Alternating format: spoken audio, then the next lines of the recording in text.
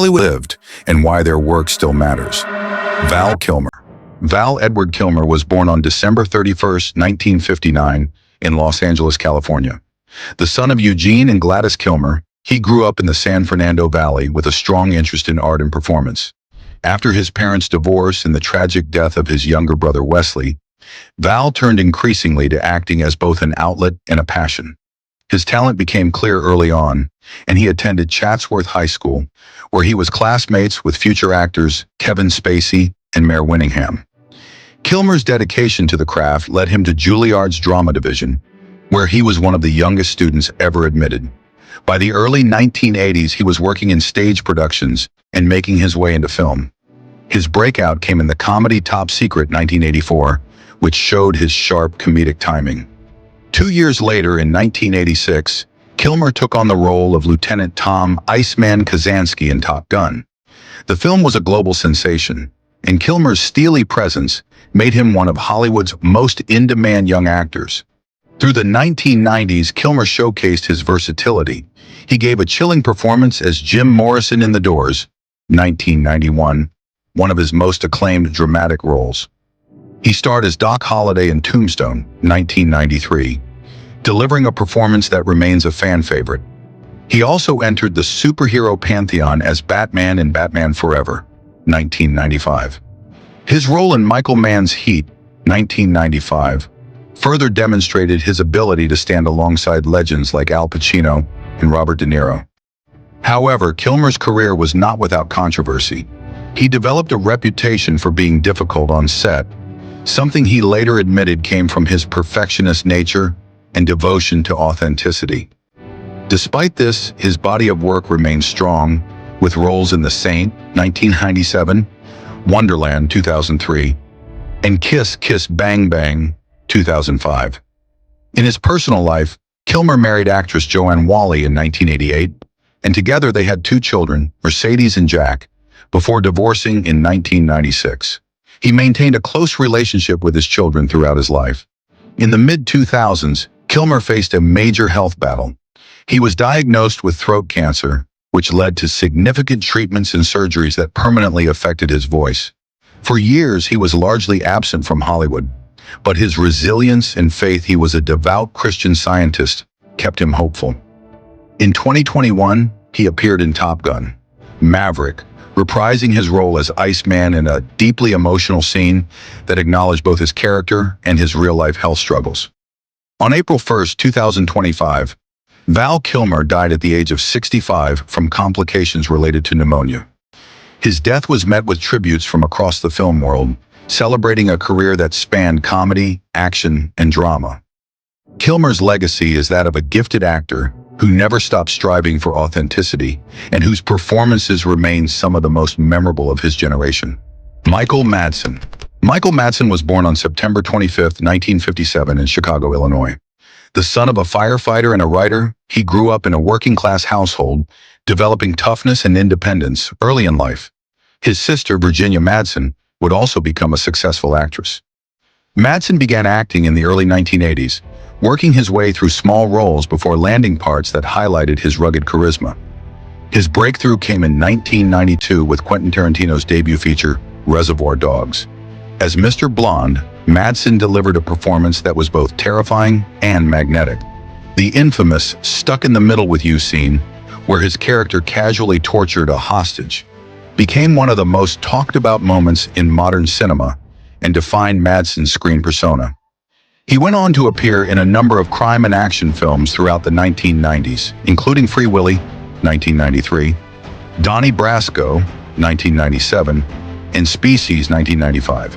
He reunited with Tarantino in Kill Bill, Volume 1, 2003, and Volume 2, 2004, as the weary but dangerous Bud. Madsen's ability to play morally complex men with a mix of menace and humanity made him a staple of gritty action and crime films. Away from the big screen, Madsen was also a published poet, with several collections reflecting his personal struggles and outlook on life. His writing revealed a more introspective side, contrasting with the hardened characters he played on screen. His personal life, however, was often turbulent.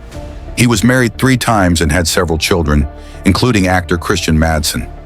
Financial difficulties and legal troubles occasionally made headlines, but those who worked with him often spoke of his loyalty and passion for filmmaking. On July 3, 2025, Michael Madsen died at his Los Angeles home from heart failure at the age of 67.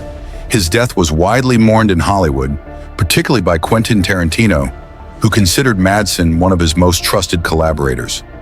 Madsen's legacy lies in his authenticity. He was never the polished leading man, but instead the embodiment of Hollywood's rough edges, a performer who brought grit, danger, and vulnerability to every role. His body of work stands as a testament to the value of character actors who can elevate every scene they enter. Joe Don Baker. Joe Don Baker was born on February 12, 1936 in Groesbeck, Texas. The son of a policeman, he grew up with a strong sense of discipline and resilience. After serving in the Army, he pursued an education in acting, studying at the Actors Studio in New York before beginning his career in television in the 1960s. Baker's breakthrough came in 1973 with Walking Tall, in which he portrayed Sheriff Buford Pusser, a real-life Tennessee lawman known for his crusade against organized crime and corruption. The film, made on a modest budget, became a surprise hit and turned Baker into a symbol of American justice. His performance embodied toughness and determination, and it made him a household name in the action genre. Throughout the 1970s and 1980s, Baker appeared in a wide range of films, often playing rugged lawmen or villains. He starred in Mitchell, 1975, a film later remembered for its cult following, and appeared in numerous crime thrillers and westerns. His tall frame and commanding voice made him a natural fit for roles that required physical presence and authority. In the 1980s and 1990s, Baker became associated with the James Bond franchise. He first appeared as a villain in The Living Daylights, 1987, then returned as CIA agent Jack Wade in Goldeneye, 1995, and Tomorrow Never Dies, 1997.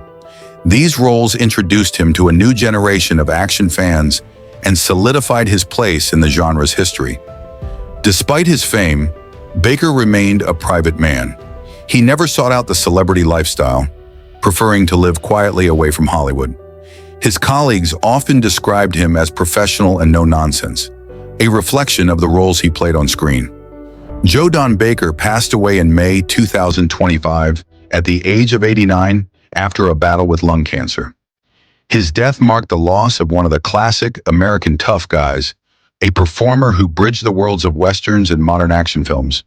His work, particularly in Walking Tall, continues to influence how justice and toughness are portrayed in cinema. Val Kilmer, Michael Madsen, and Joe Don Baker were very different men, yet each helped shape the face of action cinema in their own way. Kilmer brought intelligence and depth to blockbuster roles, balancing artistry with stardom. Madsen gave the genre grit and danger, showing that character actors could become legends. Baker embodied the old-school tough guy, anchoring stories of justice and strength that defined a generation of action films. Their careers spanned decades and left audiences with performances that remain vivid long after the credits rolled. Beyond their work, they lived complicated lives, full of challenges, triumphs, and humanity.